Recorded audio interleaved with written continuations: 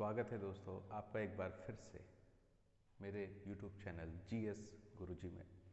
और आज हम देखेंगे प्रबंधन की प्रमुख विशेषताएं।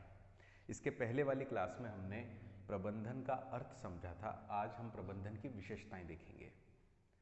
तो यदि देखा जाए तो प्रबंधन की विशेषताओं में सबसे पहली प्रबंधन की विशेषता ये होती है कि प्रबंधन लक्ष्य उन्मुखी है।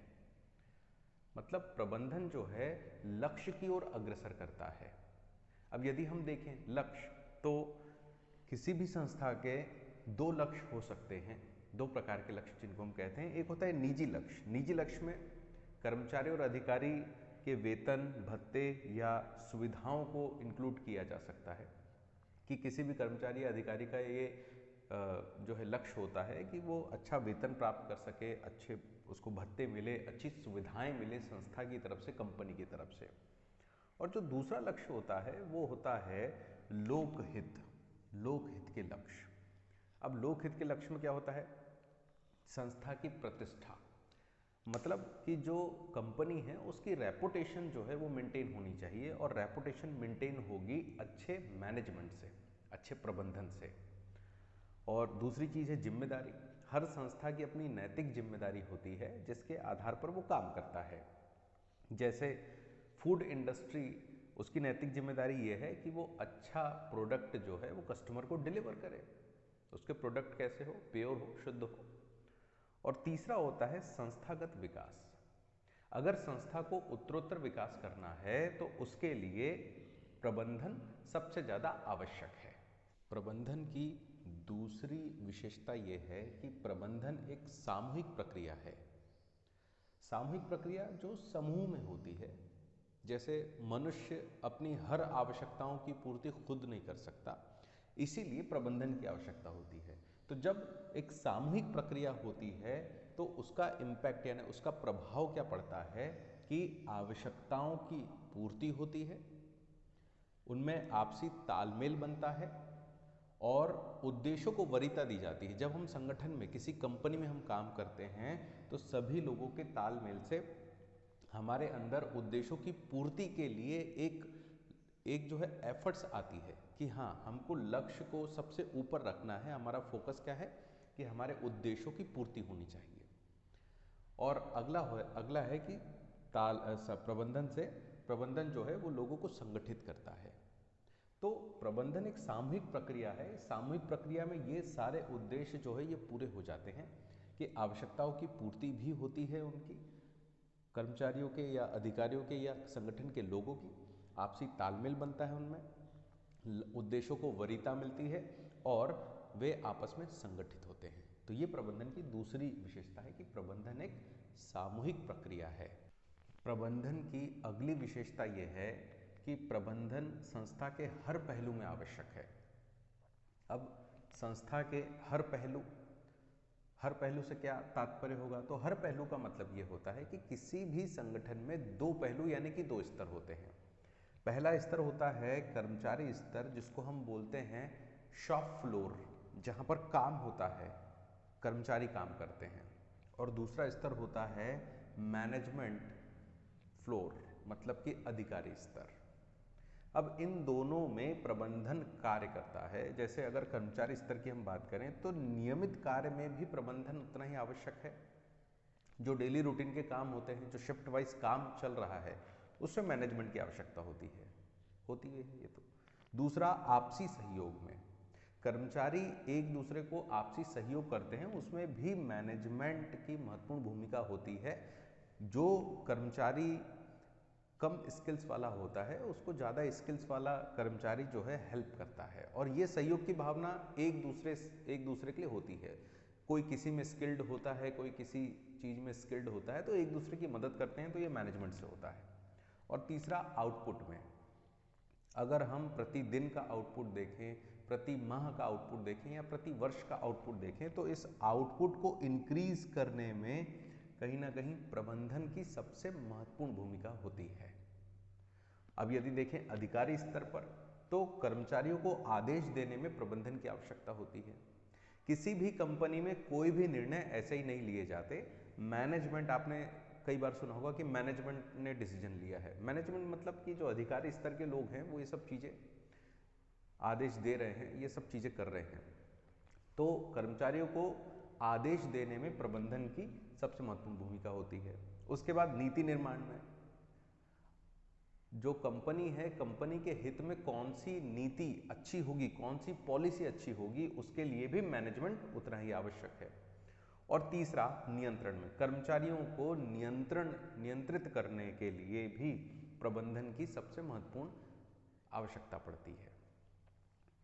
तो यहाँ पर हर फ्लोर पर, कर्मचारी स्तर हो या अधिकारी स्तर हो, इन सब पर प्रबंधन जो है वो कार्य करता है। इसलिए कहा जाता है कि प्रबंधन संस्था के हर पहलू में आवश्यक है। प्रबंधन की अगली विशेषता ये है कि प्रबंधन एक अलग प्रक्रिया है। अलग प्रक्रिया का मतलब प्रबंधन दूसरी क्रियाओं से बहुत ज़्यादा भिन्न है। अर्थात प्रबंधन दो प्रकार से भूमिका निभाता है। पहला, एक प्रेरक की भूमिका निभाता है। ये प्रेरक, ये प्रेरित करता है, कार्य करने के लिए प्रेरित करता है, मोटिवेट करता है।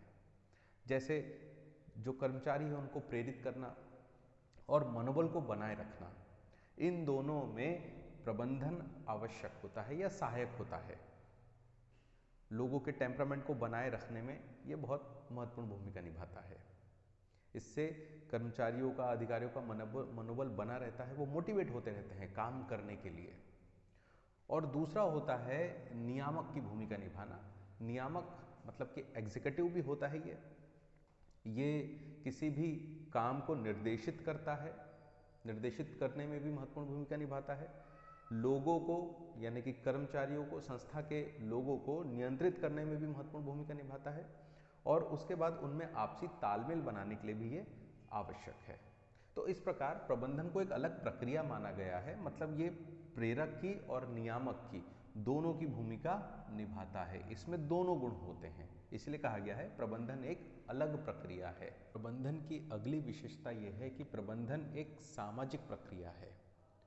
ये एक सोशल प्रोसेस है। इसका अर्थ ये है कि प्रबंधन का अर्थ हम समझ चुके हैं कि दूसरों से काम करवाना है। व्यक्ति खुद को प्रबंधित नहीं कर सकता, व्यवस्थित कर सकता है, लेकिन उसको प्रबंधन नहीं बोलेंगे।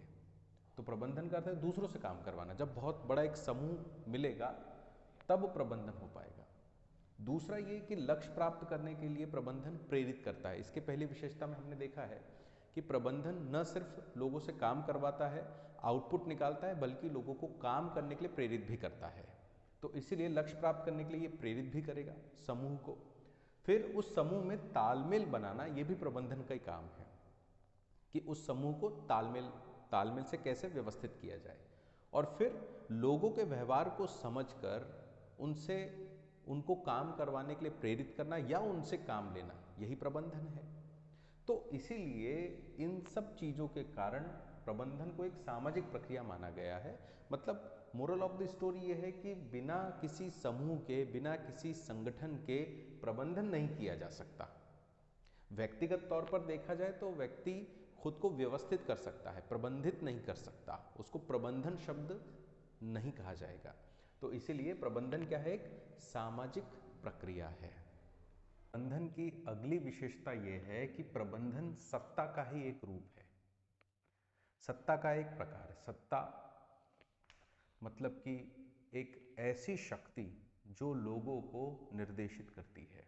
जैसे हमारे यहाँ सरकार को सत्ता कहा जाता है, तो उसी प्रकार प्रबंधन भी सत्ता का एक छोटा रूप माना जा सकता है। क्यों? क्योंकि अगर संगठन में प्रबंधन प्रभावशाली नहीं होगा तो कर्मचारी बात नहीं मानेंगे। जैसे कि एग्जाम्पल हम लेते हैं कि यदि अधिकारी उतना कैपेबल है ही नहीं, उसमें उतना पावर है ही नहीं कि वो कर्मचारियों को आदेश दे सके, तो क्या कर्मचारी उसकी बात मानेंगे? बिल्कुल नहीं मानेंगे। आउटपुट भी नहीं निकलेगा, कर्मचारी अपनी मनमानी करेंगे। तो इसीलिए ये जरूरी है कि प्रबंधन जो है, प्रबंधन को सत्ता का एक रूप माना गया है। अर्थात काम कराने का सामर्थ्य जो है, जो शक्ति है, लोगों से काम कराने का सामर्थ्य, वो प्रबंधन देता है।